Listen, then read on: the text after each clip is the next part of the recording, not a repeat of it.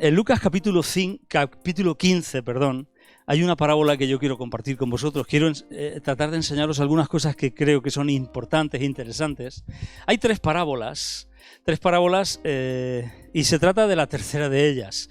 En Lucas 15, Jesús dice la palabra al principio, los versículos 1 y 2, que se acercaban a Jesús todos los publicanos y pecadores para oírle. Es decir, Jesús tenía un imán para la gente que era menospreciada.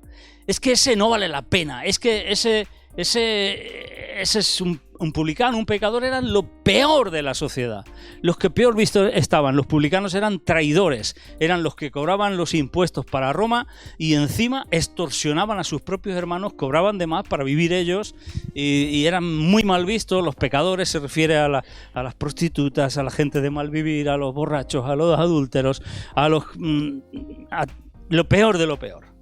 Entonces dice que se acercaba a esta gente para oír a Jesús.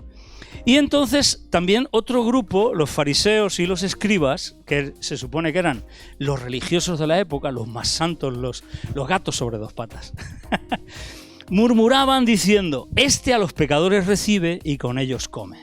Y entonces Jesús les cuenta estas tres parábolas. La primera es la de la oveja perdida.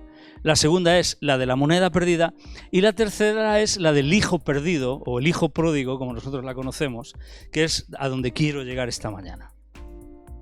Vamos a leer la parábola del hijo pródigo, aunque todos la conocéis, pero quiero ver algunos detalles importantes que son lo que entiendo que nosotros debemos de entender, porque nos va a ayudar a comprender cómo es Dios, cómo es nuestro Padre. Versículo 11 en adelante dice: también dijo, ya digo, después de haber contado la parábola de la oveja perdida y de la moneda perdida, también dijo: un hombre tenía 2 hijos, y el menor de ellos dijo a su padre: Padre, dame la parte de los bienes que me corresponde, y les repartió los bienes.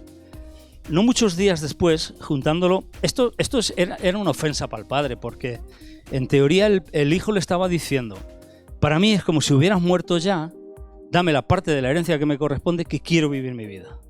O sea, hasta ese punto llegaba en la sociedad de la época el que un hijo hiciera esto para con el padre. Es como decirle: no quiero saber nada, para mí es como si hubieras muerto. Es grave esa situación. Sin embargo, el padre dice que les repartió los bienes. No muchos días, y les repartió, es decir, que también se los dio al otro.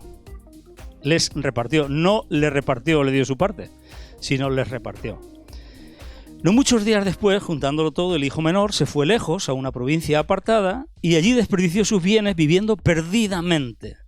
Y cuando todo lo hubo malgastado, vino una gran hambre en aquella provincia y comenzó a faltarle. Y fue y se arrimó a uno de los ciudadanos de aquella tierra, el cual le envió a su hacienda para que apacentase cerdos.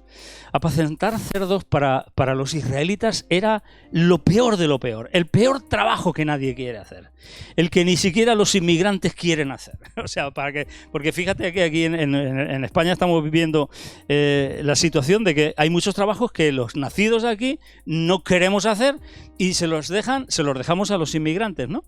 Pero este trabajo para los israelitas era peor todavía que el que los dejamos para que hagan los inmigrantes. Era algo que afrentaba sus propias convicciones. Los cerdos eran animales inmundos, los cerdos representaban demonios y los cerdos era algo que ellos no podían tocar siquiera, ni acercarse. Bueno, pues hasta el punto que llegó su miseria de que se puso a criar o a cuidar cerdos, a apacentar cerdos.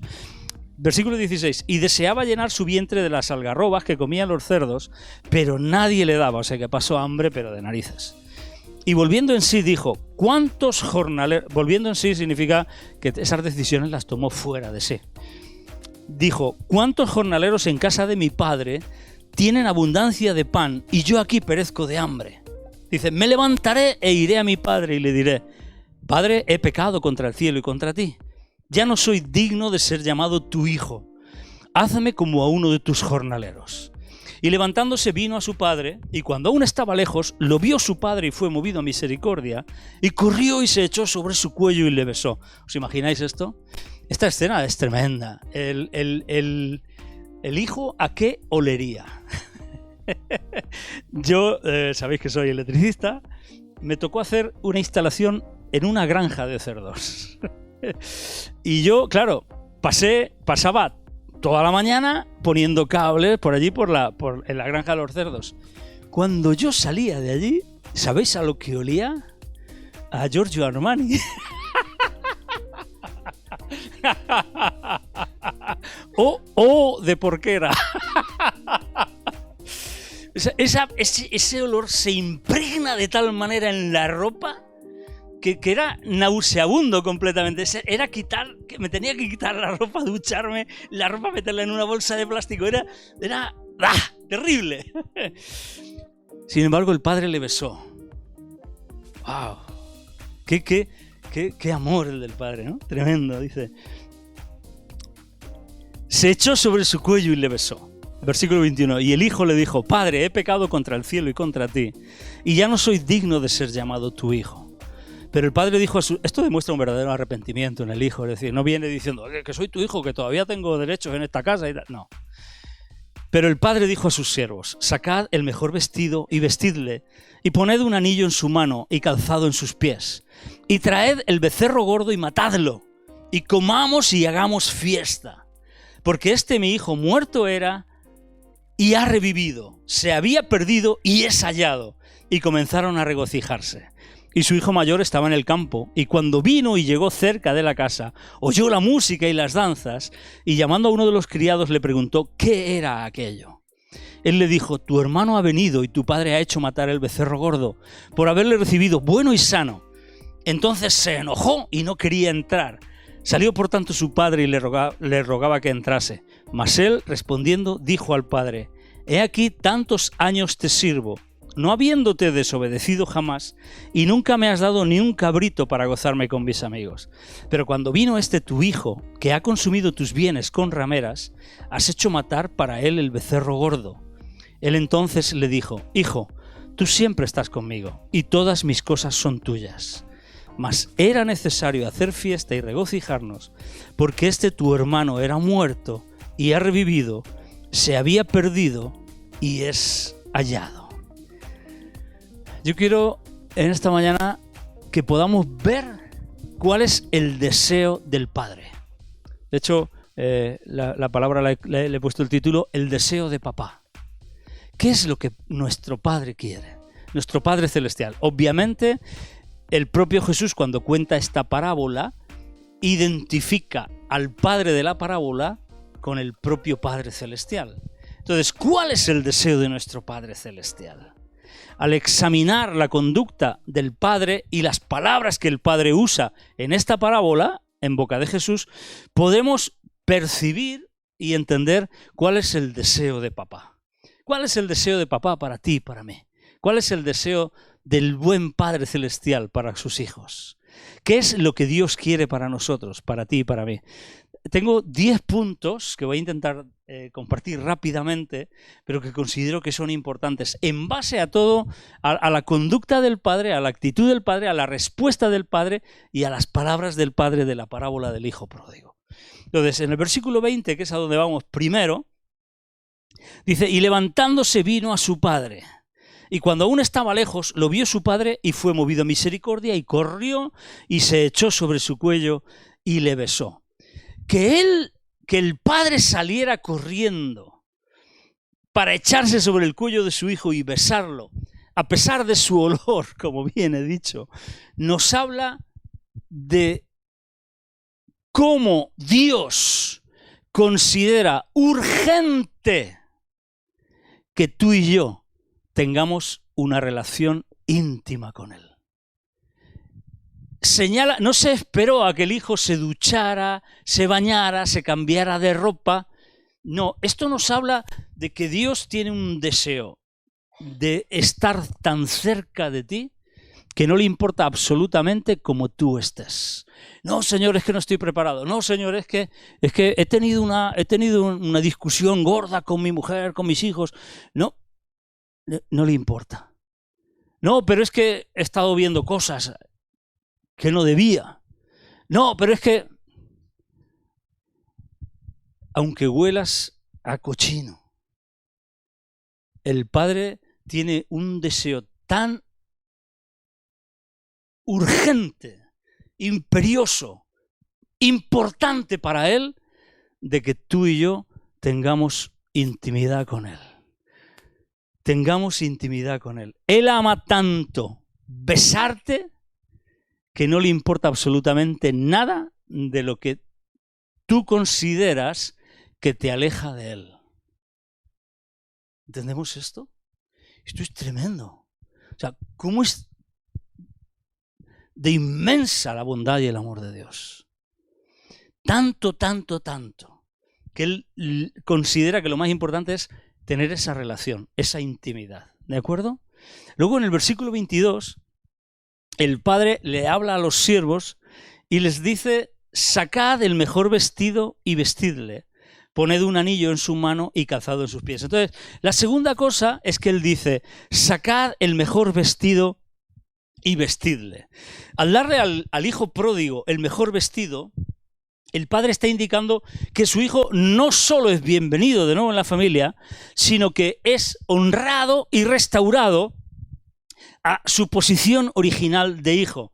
El vestido nuevo representa la pureza y la limpieza que viene del perdón y de la reconciliación. El mejor vestido simboliza la justicia imputada a través de la gracia de Dios. Es decir, el perdón y la aceptación de Dios. No solamente borra los errores pasados, sino que también otorga una nueva identidad y posición en la familia de Dios. Es decir, Dios le dice: tú eres otra vez parte de mi casa. El Padre no quiere que nuestra desnudez esté expuesta. Es decir, aunque no le importa cómo venimos a Él, pero Él no quiere dejarnos así. Él quiere protegernos de las miradas ajenas. El Padre vistió a Adán y Eva en el paraíso. ¿Os acordáis? Ellos se taparon con hojas de higuera porque habían pecado, pero el Padre mató una oveja y con pieles los vistió. Esto representa la muerte de Jesucristo. Esto representa los vestidos con los que Jesucristo nos viste. Esto representa la justificación de Dios. Esto representa que Dios delante de Él nos ve como inocentes, como no culpables. Desde el Edén, Él ha vestido a los hombres con ropa de justificación. Él nos viste con las ropas de Cristo. Su justificación, no nuestra propia justicia, no hojas de higuera, no ropas religiosas, somos revestidos de Cristo. Gálatas 3:27 dice: todos los que habéis sido bautizados en Cristo, de Cristo estáis revestidos. Y fijaros que en Apocalipsis, en el capítulo 3, versículos 4 y 5, habla de que Él nos dará vestidos nuevos, y en el capítulo 7, versículo 9 de Apocalipsis, dice que vio una gran multitud vestidos de ropas blancas. Y en esa gran multitud yo creo que el apóstol Juan nos veía a ti y a mí, vestidos de ropas blancas. En este punto me preguntaba cuando estaba preparando esto, ¿os acordáis de la historia de Isaac y Jacob? De Isaac, Jacob y Esaú. Cómo Jacob se vistió con las ropas de su hermano Esaú para que su padre Isaac lo bendijera, ¿de acuerdo? Hicieron esa treta entre su madre y él, porque Jacob era el preferido de Rebeca, Esaú era el preferido de Isaac. Yo no sé si Isaac al final reconocería que era su hijo Jacob que se le estaba dando con queso, que lo estaba engañando.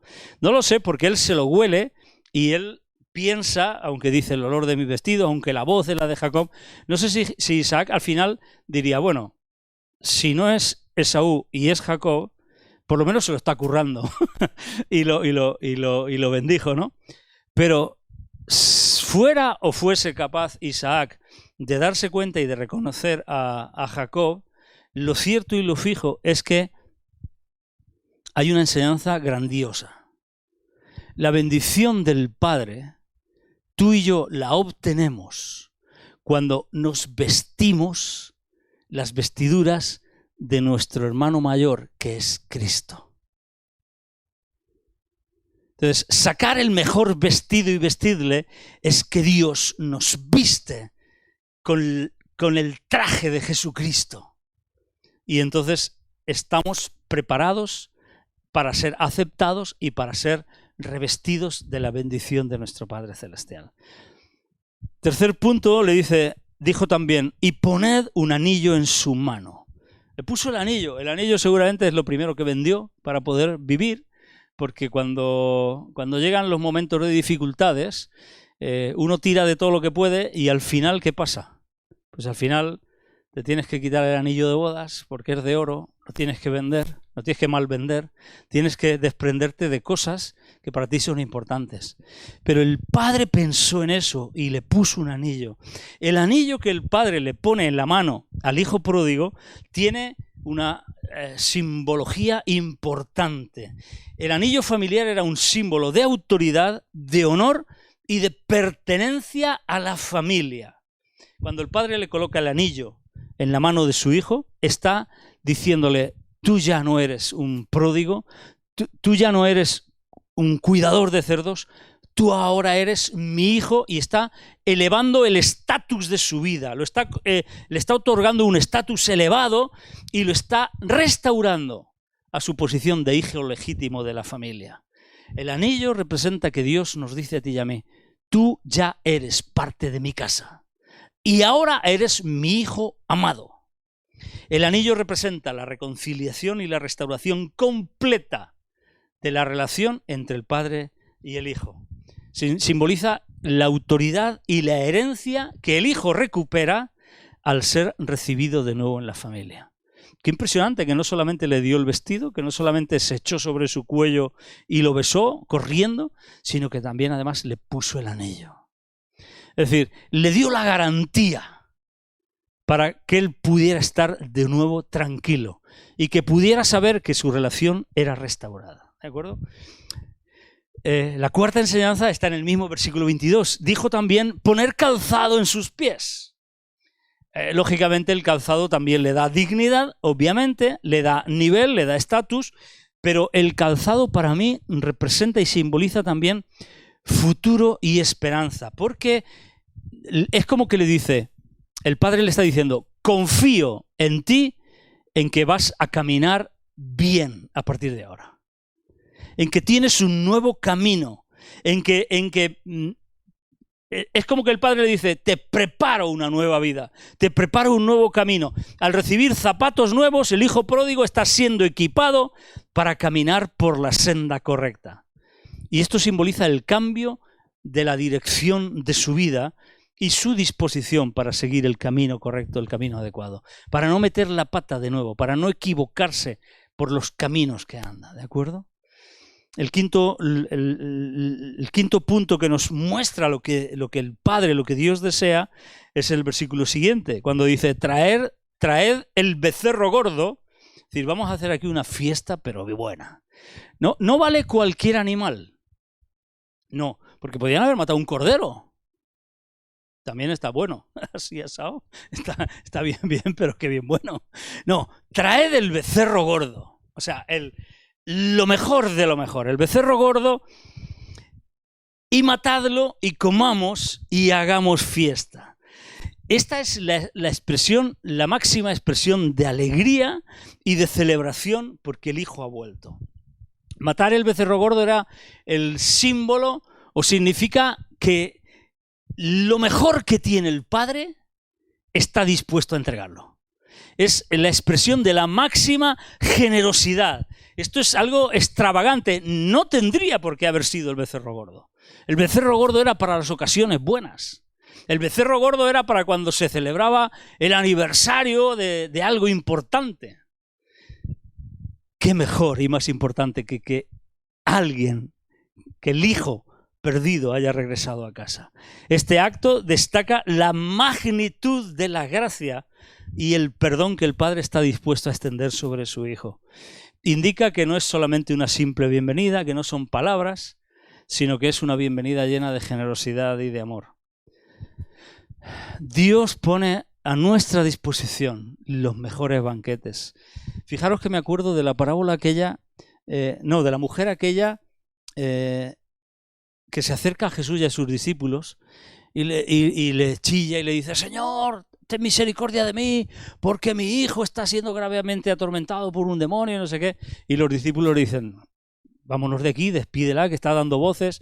Y entonces ella sigue gritando, y entonces el Señor le dice: hombre, no está bien que yo coja el pan de los hijos y se lo eche a los perrillos. ¿Os acordáis de este caso? Y entonces ella contesta sabiamente: no, pero escúchame, Señor, los perros también comen el pan que se cae de la mesa de sus amos. ¿Os acordáis? Y entonces Jesús se queda asombrado. Es como que Jesús le pone escalones para que su fe crezca. No, Jesús no está ninguneándola ni está chafando su dignidad, no quiere reírse de ella, no quiere burlarse de ella. Jesús lo que quiere es que su fe llegue al punto donde su fe pueda conseguir el milagro. Entonces, él le dice: oh mujer, grande es tu fe, que se haga contigo como tú quieres. Y el demonio salió en esa misma hora, dice la Escritura, ¿de acuerdo?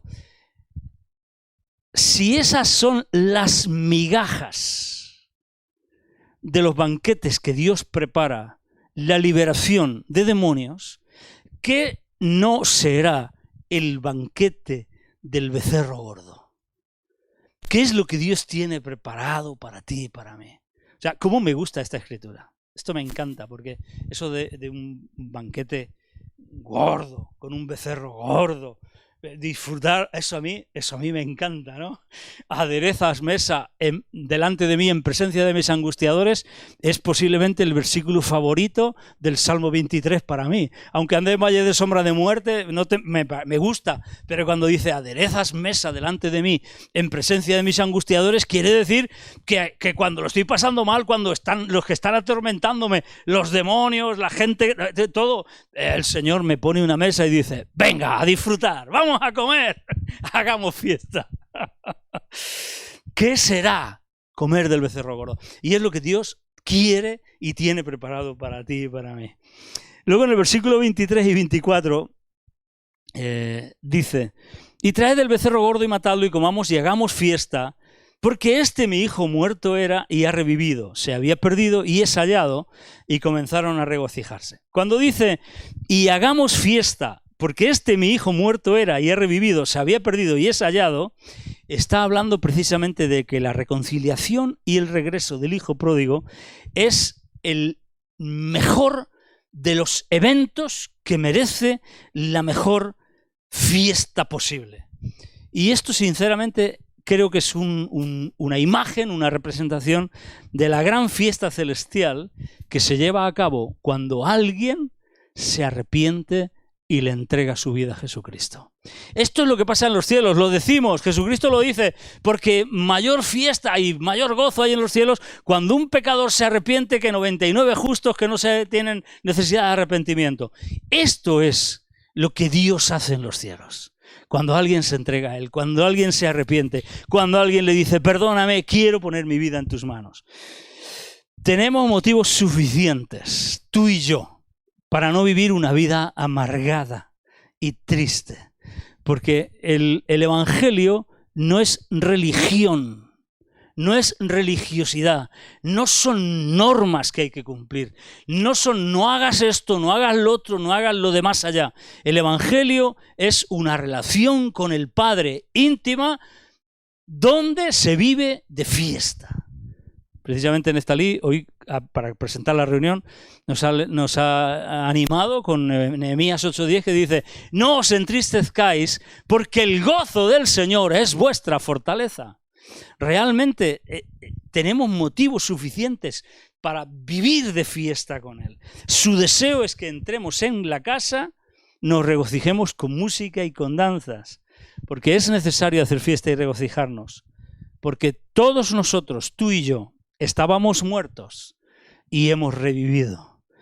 Tú y yo nos habíamos perdido y hemos sido encontrados por Él.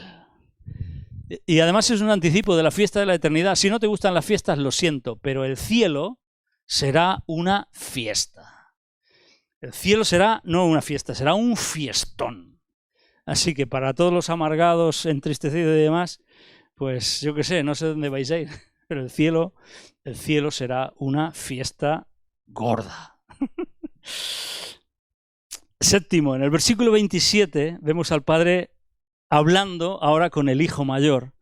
El hijo mayor se encuentra en una situación. El hijo menor representa, en la parábola Jesús habla de los publicanos y los pecadores. Lógicamente el hijo menor representa a estos publicanos y pecadores, los que han decidido alejarse de Dios, vivir su vida y luego se dan cuenta de que realmente vivir su vida no es la libertad que pensaban, sino que vivir su vida los está esclavizando a las consecuencias de sus elecciones. ¿De acuerdo? Y el hermano mayor, el hijo mayor, representa a los religiosos, a los fariseos, a los escribas, a aquellos que estaban condenando a los que no hacían lo que ellos pensaban que tenían que hacer. Qué fuerte es esto de encontrarte siempre con gente que piensa lo que tú tienes que hacer. Caches en la mar, ¿por qué no dejas a la gente tranquila? Deja a cada uno que haga su vida. Tú vive tu vida, métete en tus asuntos, decide lo que tú crees que tienes que hacer, pero deja de organizarle la vida a los demás, no me organices la vida a mí.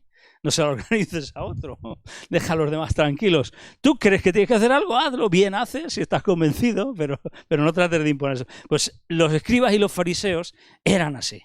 Y fijaros que dice, tu hermano ha venido y tu padre, estoy en el versículo 27, y dice, y tu padre ha hecho matar al becerro gordo y por haberle recibido bueno y sano. Esta es la razón. Aquí se nos explica la razón del comportamiento del padre. ¿Por qué hace la fiesta el padre? Por haberle recibido bueno y sano. Esto debe de ayudarnos, a ti y a mí, para estar convencidos de que lo que Dios quiere es que tú y yo no suframos, no nos perdamos. Él vela para recibirnos bien y sanos. No debemos albergar en nosotros ningún tipo de duda sobre la bondad de Dios para con nosotros. Él se preocupa por tu bienestar y por mi bienestar en todos los sentidos. Hay un versículo que también me encanta. Yo ya no sé, no puedo decir que el preferido sea el de Salmo 23:5, pero hay un versículo que también me encanta, que es tengo primera de Juan, no, pero es tercera de Juan 1:2, que dice, amado, yo deseo que seas prosperado en todas las cosas y que tengas salud, así como prospera tu alma. Y este es el deseo de Dios, este es el deseo del Padre para contigo y para conmigo. Que seas prosperado en todas las cosas y que tengas salud, así como prospera tu alma. Y la prosperidad del alma es muy, pero que muy importante. Además, en días donde las enfermedades mentales campan a sus anchas. La enfermedad del alma, que incluye nuestra mente, nuestros pensamientos, nuestra voluntad y nuestras emociones y sentimientos, la salud del alma es tan importante para Dios con respecto de tu vida y de mi vida, que a mí me encanta el saber, y me da seguridad el saber, que Dios quiere y vela por mí. De hecho, como dice Jesús, no se caen a tierra dos pajarillos sin el conocimiento de mi Padre. Aun los cabellos de vuestra cabeza están todos contados. Algunos les damos menos trabajo al Señor que otros. Pero eso es para que tenga tiempo para otras cosas. En esta línea. Algunos ya les digo, bueno, Señor, no hace falta que cuentes tanto. Pero el que cuida de las aves, ¿cómo no va a cuidar de ti? ¿Cómo no va a cuidar de ti? Qué bueno es Dios. Y entonces, cuando el hermano mayor se enojó, versículo 28, vamos al octavo punto, entonces se enojó y no quería entrar. Y entonces vemos que el padre salió. Salió, por tanto, su padre y le rogaba que entrase. Es decir, el padre no solamente estaba esperando y deseaba ver al hijo menor, al pródigo, sino que además dentro de la fiesta es capaz de salirse de la fiesta para ir con su hijo mayor, que se ha enfadado, se ha enojado, se ha molestado por las decisiones que él ha tomado. Ojo, que la actitud del hijo mayor estaba condenando al padre. No solamente estaba condenando al hijo, al hermano más pequeño, por la vida que había hecho, porque dice que había gastado todo su dinero con prostitutas, con rameras, de fiestas, no sé qué, a saber lo que había hecho, pero había perdido su vida, sino que además estaba condenando al padre. Estaba diciendo, no lo has hecho bien. En vez de una fiesta, tenías que haberle dicho, ¿de verdad te has arrepentido? ¿Has cambiado? Ahora tienes que mostrar tu conducta buena, ahora tienes que empezar a dar fruto, ahora tienes que demostrarme de verdad tu arrepentimiento. Típico en los religiosos y fariseos, típico en muchos de nosotros. Ahora o me demuestras que de verdad te has arrepentido o ¿qué? ¿O no te perdono? Dice, salió por tanto su padre y le rogaba que entrase. Es impresionante. Esto es que me alucina. Esto sí que me rompe los esquemas. Porque bueno, que venga un hijo y lo reciba y tal, pero que encima tengas que lidiar con el que tienes allí porque se mosquea y se enfada, porque haces una fiesta para recibir al que habías perdido. Es realmente impresionante la forma en la que el padre se acerca a su hijo mayor.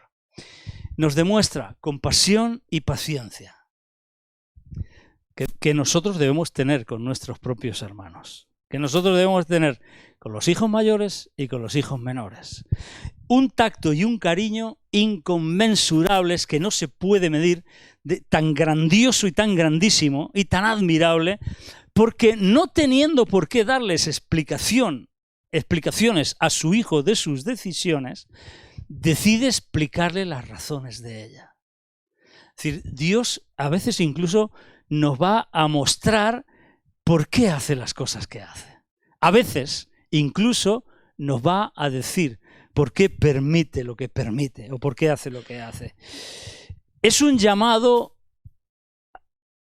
hacia la comprensión y la empatía, para que no juzguemos a los demás por las apariencias, para que no juzguemos a los demás por los hechos consumados y probados tampoco, para que seamos compasivos y tengamos empatía para con todos ellos. Nos enseña que el amor siempre tiene que ser más grande que cualquier sentimiento de enojo o de resentimiento. El amor debe de cubrir y cubrirá multitud de faltas, dice la Escritura. Él no quiere que nos quedemos afuera, Él quiere que tú y yo estemos dentro, que estemos adentro con Él, con todos y que disfrutemos de la fiesta.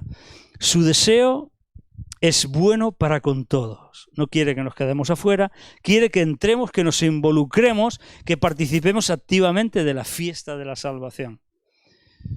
Fijaros que cuando aquel hombre hizo una fiesta, hizo una gran cena, una banquete, hizo un montón de invitados y todos respondieron con excusas, ¿no? Muchos pusieron excusas para acudir a la fiesta de bodas del rey. Que lo que gobierne nuestra vida no sea ni el resentimiento ni el enojo por la actitud de tu hermano o de tus hermanos.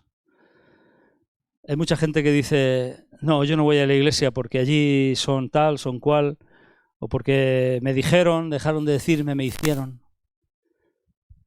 ¿Qué prefieres, quedarte fuera? Que no vivamos, es el deseo de papá, que no vivamos en una actitud de competencia con nuestros hermanos. Porque aquí de alguna manera el hermano mayor estaba diciéndole al padre, no, pero es que yo soy mejor que él. No tenemos que compararnos entre los unos y los otros. Somos hijos de papá. Y cuando comparamos a nuestros hijos, metemos la pata. Y cuando nos comparamos con los demás, pues nos solemos equivocar. Y que la misericordia de nuestras apreciaciones con respecto a los demás triunfe siempre sobre el juicio. Porque somos muy dados a juzgar, a decir, es que este es así, así, así, así. Pero con la regla que medimos vamos a ser medidos. Que la misericordia triunfe siempre sobre el juicio.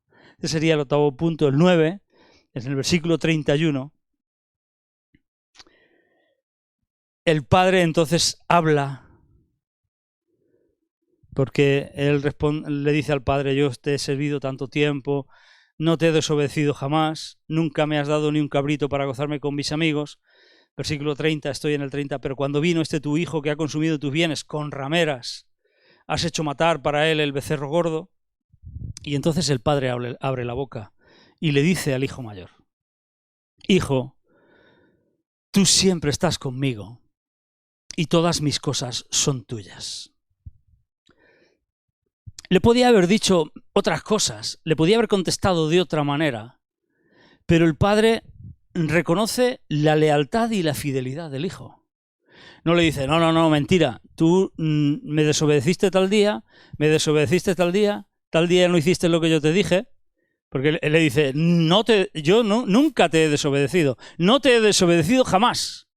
Yo digo, ¿de verdad no le había desobedecido jamás?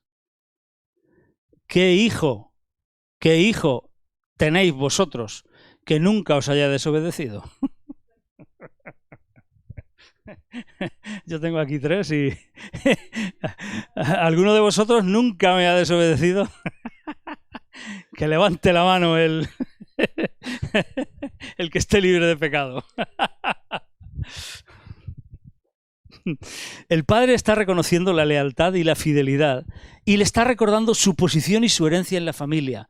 Le está diciendo, no, tú eres mi hijo también. Y le está diciendo algo muy importante.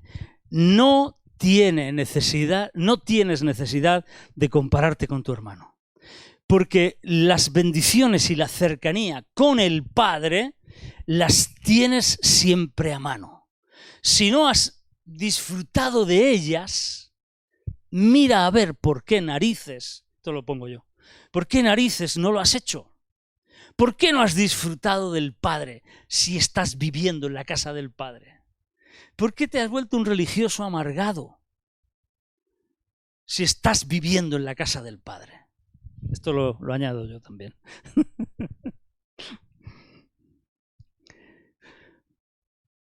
El padre evita el reproche porque podría haberle preguntado, ¿por qué no lo dices o lo haces?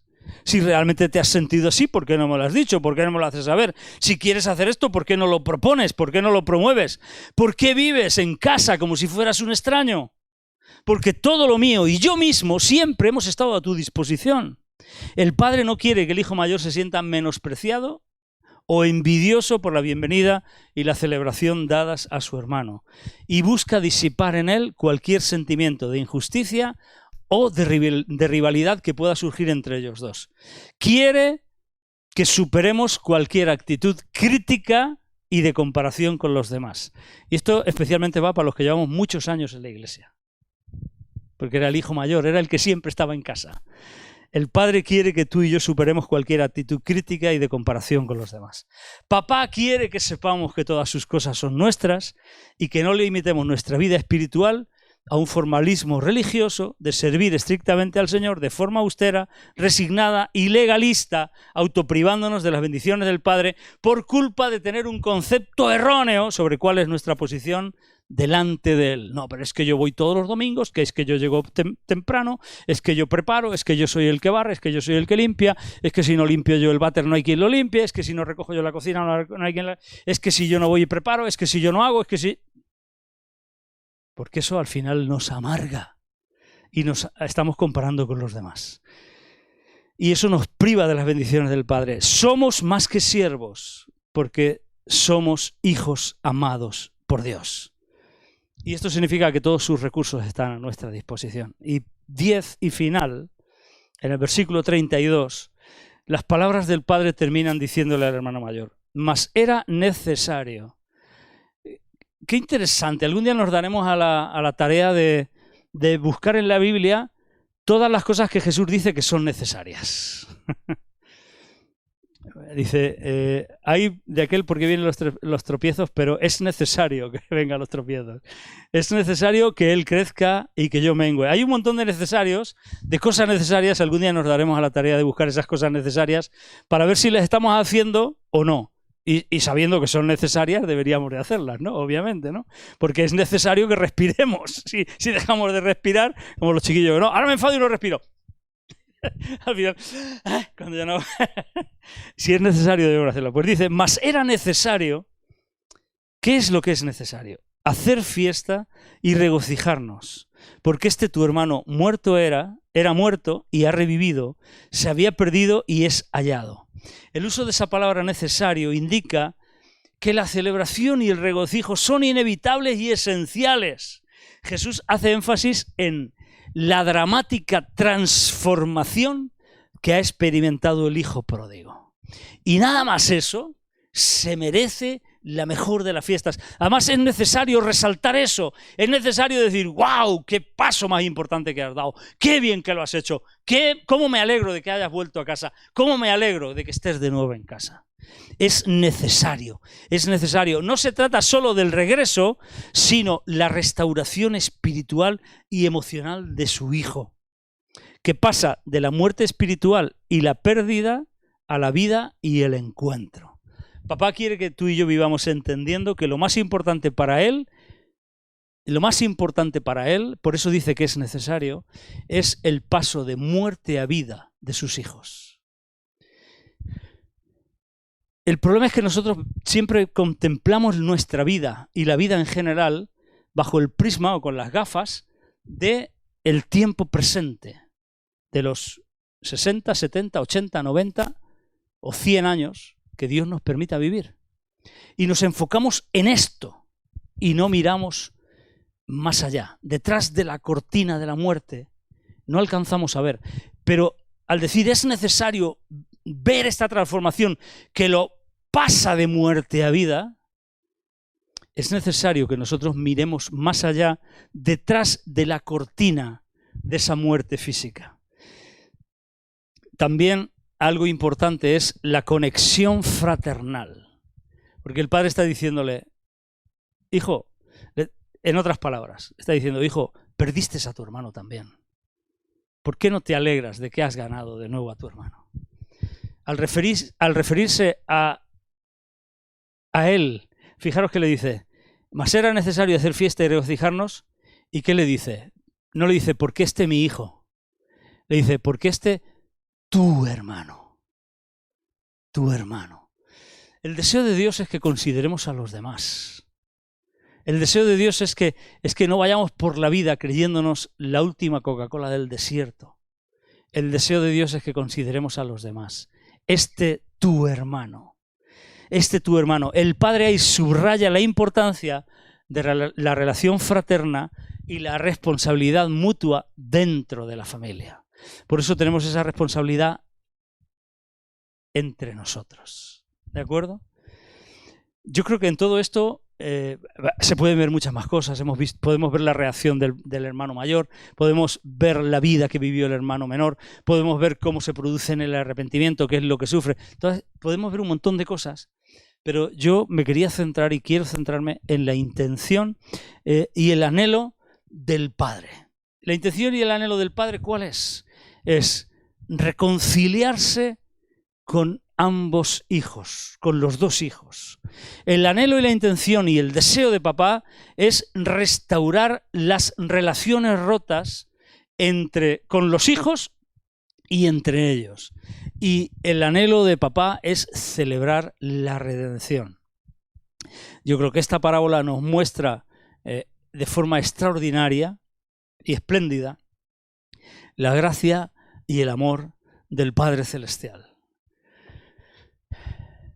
Qué bueno es Dios. Qué bueno es el Padre Celestial.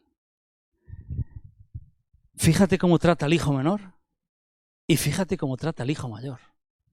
A los dos los trata con respeto, a los dos los trata con cariño, a los dos los atiende para que no se sientan menos, para que se sientan amados, valorados, para que sepan que son amados, que son valorados. A los dos les da la oportunidad y la salida de corregir rumbo, de hacer las cosas bien. A ninguno de ellos les lanza el reproche. A los dos los acepta, con los dos trata con él. Yo cada vez que leía esta parábola, yo hubo una época que me identificaba con el hijo menor y le daba gracias. Pero ha habido otra época que me he identificado con el hijo mayor y yo digo, ¿por qué son así las cosas? Sin embargo, el padre ama a los dos hijos. Porque yo a veces digo, bueno, pero al hijo mayor tendría que decirle, oye, porque yo a veces digo, ¿por qué permite que por qué justifica de cierta manera que su hijo mayor se enfade con el otro y viva resentido y tal? Pero el padre ama a los dos hijos. El deseo del padre es que tú y yo, todos, nos identifiquemos con el hijo menor o con el hijo mayor. Vivamos felices en casa, disfrutemos de la fiesta, disfrutemos de su presencia, sepamos que todas las cosas son suyas, son nuestras, vivamos en su casa y seamos corresponsables los unos de los otros y formemos esa familia donde Él es el Padre. Qué bueno es cuando nos juntamos con todos nuestros hijos a comer juntos y hay armonía y hay paz y lo pasamos bien, ¿verdad que sí? Qué bonito es y qué bueno es. Yo, Librada, una de las cosas que dice ella es que lo que más le gusta es que comamos todos juntos, que nos vayamos a comer juntos. Dice, ¿qué quieres para tu cumpleaños? Digo, pues yo no lo sé, yo no tengo ni idea, yo me conformo con cualquier cosa. Digo, ¿y tú? Dice, yo, que nos vayamos a comer juntos. Lo tiene claro, lo tiene claro. Ese es el deseo del Padre, ese es el deseo de papá, que tú y yo comamos juntos, que tú y yo vivamos felices, que tú y yo estemos en su casa, que disfrutemos de su casa, que disfrutemos de la fraternidad entre nosotros, que no haya crítica entre nosotros, que haya aceptación, que seamos diferentes, aunque seamos diferentes, nos aceptemos y que estemos en su casa, que amemos su corazón, que amemos su presencia. Me encanta la reacción del padre cuando va el hijo menor y se echa sobre su cuello. Me acordaba de cuando yo estuve trabajando en esa granja y el olor que yo daba, es que yo daba un olor, es que era terrible. Y como el padre se vuelca sobre su hijo y se echa sobre su cuello y lo besa y no espera nada más. Es la intimidad que Dios quiere tener contigo y conmigo. El deseo de papá, el deseo de papá. Tenemos que empezar a conocer más a Dios. Tenemos que conocerle cómo es de bueno, cómo es de fiel, como hemos cantado esta mañana. Amén. Y el hijo sabio, ¿sabéis qué hace? Según Proverbios, el hijo sabio alegra el corazón del padre. Entonces tú y yo estamos llamados a ser hijos sabios, que conociendo el deseo del corazón de papá, vamos a hacerlo y vamos a agradarle. ¿De acuerdo? Bueno, Padre, te damos gracias de verdad por tu palabra. Señor, esta parábola nos ilustra de forma extraordinaria cómo eres tú, Señor. ¿Cómo es tu corazón? ¿Cuál es tu deseo para con nosotros? Quizás como hijos menores hemos fallado, hemos metido la pata. Quizás lo hemos hecho como hijos mayores. Padre, ayúdanos a ser hijos sabios que te alegran.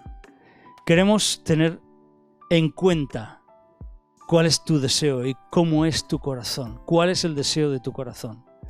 Queremos que nos ayudes, Señor. Queremos, Padre Celestial, agradarte.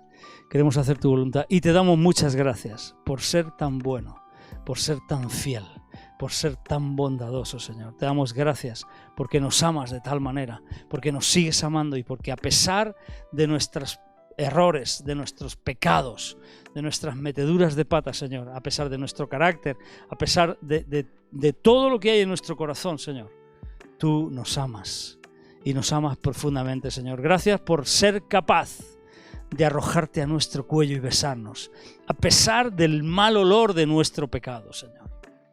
Gracias por ser tan bueno.